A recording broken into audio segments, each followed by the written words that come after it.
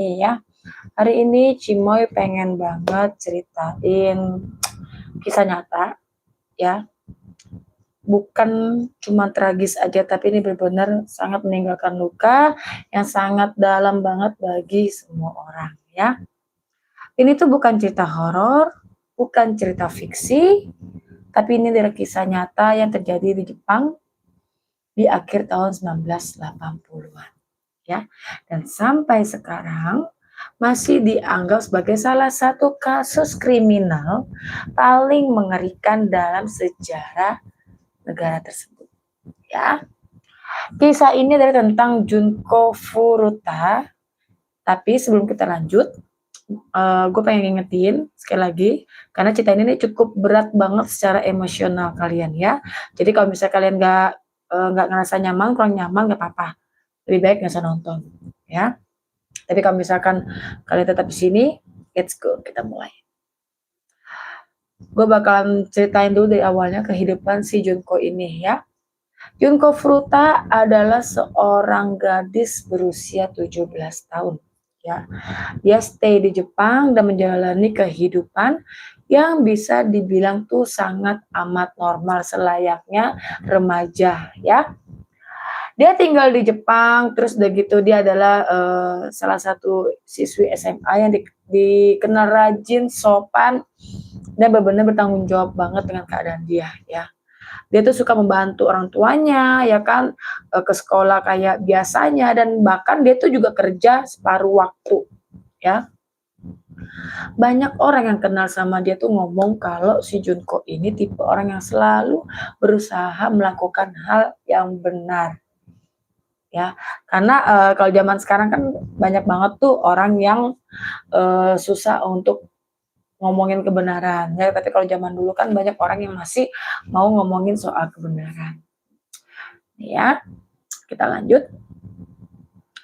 Dia itu kan punya masa depan, terus dia juga punya mimpi seperti anak-anak lainnya ya, seperti remaja lainnya.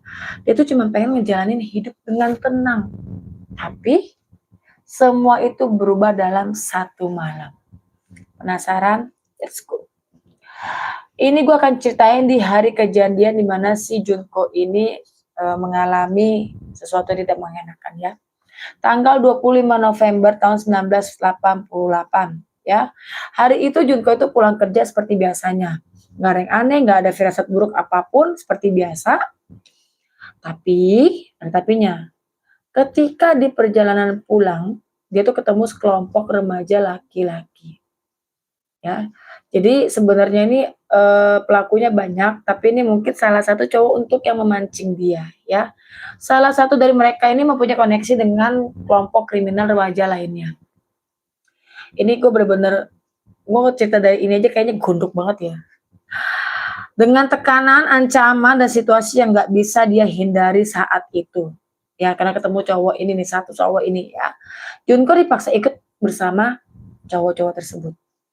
Ya, bayangin, ini cewek pulang kerja, terus udah capek, tiba-tiba hidup dia tuh berubah forever. Ya, gue sih sebagai cewek juga merasakan, gue sih nggak mau posisi dia enggak, tapi gue bisa merasakan benar-benar sakitnya dia saat itu. Lanjut, tahap ketiga, ini adalah tahap penyekapan. Dengar baik-baik. Junko dibawa ke sebuah rumah. Ya, rumah itu milik salah satu si pelaku. Yes, oke. Dan di tempat itulah cerita dimulai. Dia itu nggak diizinin pergi dari rumah itu ya kan, dia tuh juga ditahan hari pertama, hari kedua, hari ketiga, sampai hari-hari itu berlanjut ya. Disekapnya itu total 44 hari. Kalian bayangkan, disekap 44 hari. Kalau kita aja nih ya, sehari, jangan sehari, udah sejam aja di rumah, kayak bad mood, bete banget, pengen out, pengen enjoy, pengen zelong-zelong, pengen nongki sama besti, bener gak? Ini 44 hari disekap sama para cowok-cowok yang itu diri. Sudah lama sekali, yes, sudah lama sekali ya. 44 hari itu bukan waktu yang sebentar loh guys. ya. Gua nggak bisa ngebayangkan jadi si Junko ini gimana, ya. Bukan waktu yang sebentar. Selama itu dia tuh terisolasi dari dunia luar, dia tuh nggak kenal dunia luar, gara-gara di sekap dia tidak bisa melihat cahaya. Hai juga gua, thank you sudah bergabung. Dia nggak bisa ngelihat cahaya, nggak bisa lihat dunia luar selama dia sekap 44 hari, ya. Udah gitu nggak ada yang nyelamatin, nggak ada yang datang sama sekali, nggak ada yang peka di saat itu.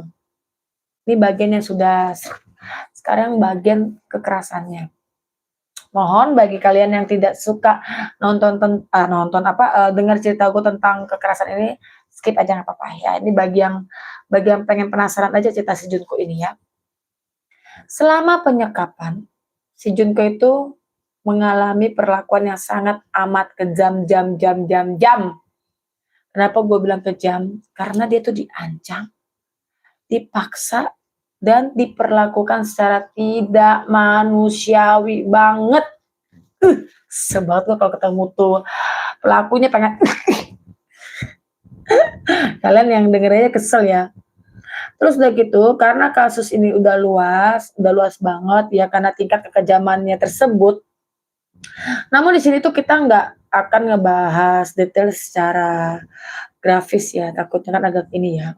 Yang penting kita pahami bahwa dia ini mengalami derita yang sangat amat luar biasa. Bukan cuma fisik tentunya, pasti secara mental juga pasti kena ya, luar dalam itu pasti kena. Dan sangat yang paling menyakitkan adalah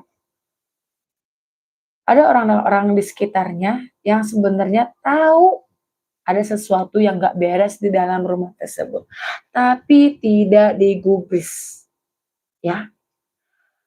Kenapa ya? Kadang nih manusia ini pengen gue cetak rasanya kalau gue di posisi seperti itu, gue mungkin udah lapor polisi ya. Gue nggak takut karena bagi gue ya kalau emang lu orang takut ya kan tinggal lapor polisi, diem-diem aja tanpa kasih tahu kalau lu yang ngadu gitu kan. Kalau gue di situ gue pasti bakalan diem-diem langsung lapor polisi. Kasihan lu.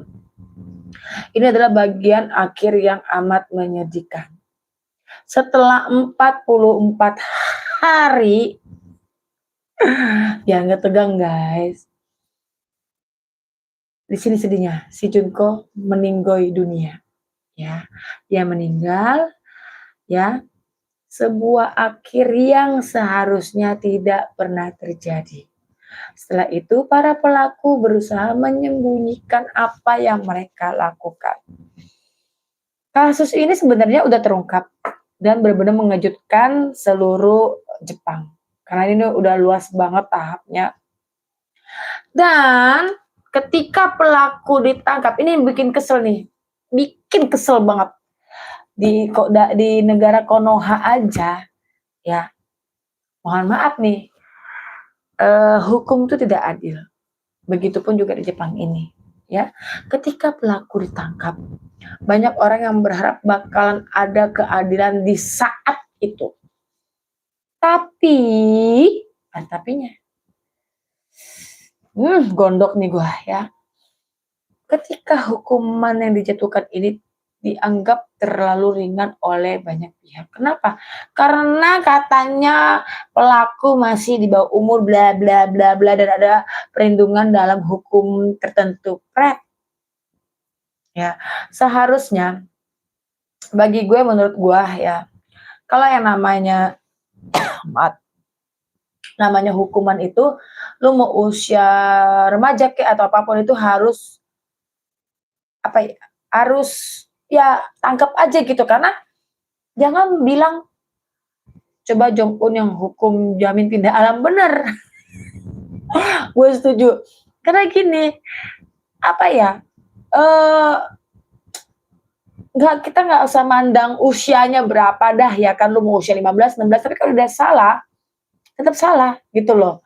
Hukumlah sesuai dengan hukumnya, jangan diringankan gitu kan. Nggak ada hukum benar-benar nggak ada kemanusiaannya gitu ya.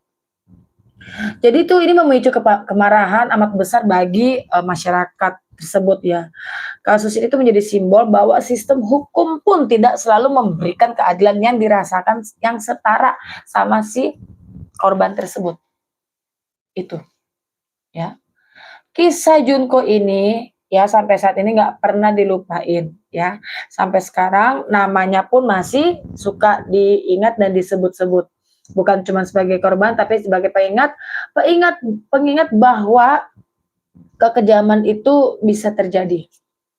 Bahkan di tempat yang terlihat aman ya. Pengingat buat kita semua bahwa diam itu kadang bisa menjadi bagian dari masalah. Karena ada kata-kata yang diam-diam menghanyutkan. Indonesia itu tidak berhasil, sedikit HAM ribet. Iya bener, hak asasi manusia, ya begitulah namanya kita ya. Kadang suka nyebelin banget ya, hukum negara kalau misalnya tidak sesuai dengan apa yang ranahnya gitu. Karena gini ya, ibarat kata kita di Indonesia ya, hukuman yang benar-benar pantas ya setimpal. Jangan mikir lu masih remaja, gak usah. Hukumannya paling cuma seminggu di penjara, habis itu udah keluar, nggak bisa. Harus ada hukum tertentu.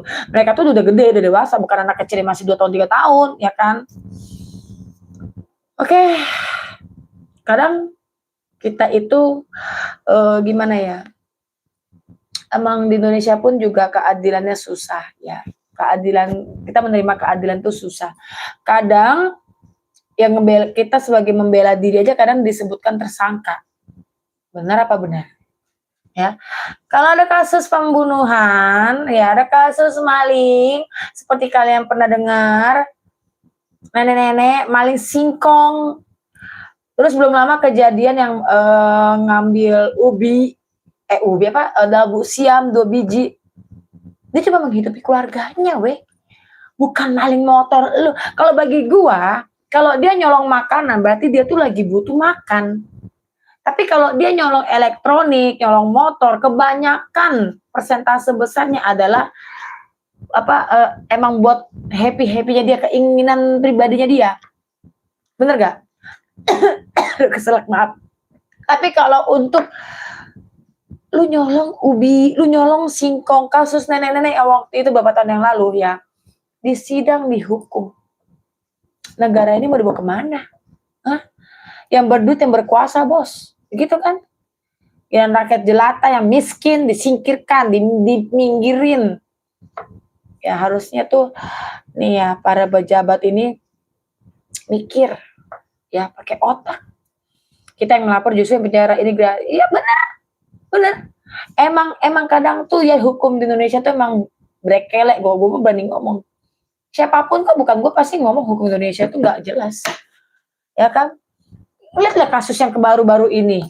Ya tentang dia ngambil labu. Kalau gue jadi tuh orang, lu kasih berkat 2 labu emang bikin lu miskin? Hah? Coba gue tanya sama penonton, emang bikin kita miskin? Kagak. 2 biji nggak ada sekilo, bro. Ya kan? Lu kalau misalkan lu di pasar sekilo paling berapa sih labu? Kalau perlu gue ganti dah 1 karung buat lu. Ya. Kadang-kadang kita kesel gitu ya, kesel sama orang yang gak punya empati, otaknya kemana? Gak punya otak, gak punya hati nurani buat membantu orang. Iya benar, bobrok parah asli. Emang gak punya pemikiran, emang bener-bener. Nah kadang itulah nanti akan ada namanya tabur tuai. Kalian percaya nggak? Nanti suatu saat bakal ada yang namanya kalau dia melakukan seperti itu sama orang, dia juga bakal diperlakukan hal yang sama, entah kapan. Tinggal nunggu aja nanti hukuman dari Yang Maha Kuasa, betul? Hukuman dari Tuhan tuh lebih sakit, ingat ya. Yang Abu Syim ini kan sampai dia meninggal, ya kan? Di kayak main hakim sendiri tetangganya, ya kan? Itu kan goblok gitu, kesel banget itu, goblok. Bener-bener goblok itu orang. Ya. Jadi sebelum kita mengakhiri live malam ini ya, mari kita luangkan sedikit waktu untuk mengenang si Junko Furuta ini ya.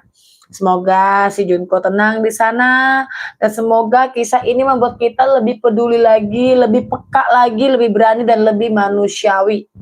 Kenapa gue bilang kayak gitu?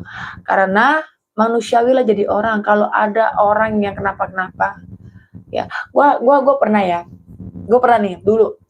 Tapi gue masih kecil, ya gue nggak bisa menyalahkan diri gue sendiri juga. Gue belum tahu apa-apa ya, tapi dulu waktu gue ke Indomaret, ya ada mobil Jadi sebelah Indomaret kan ada ruko. Rukonya ketutup, ruko apa, rumah tapi kayak bentuk ruko gitu kan. Dan ini mobil di depan udah bunyi.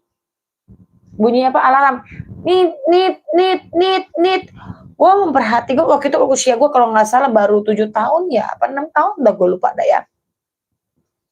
Gue memperhatikan kok nih orang ngancurin kaca mobil dan ngambil, yang gue lihat itu adalah kalau nggak salah antara radio atau speakernya, gue nggak tahu.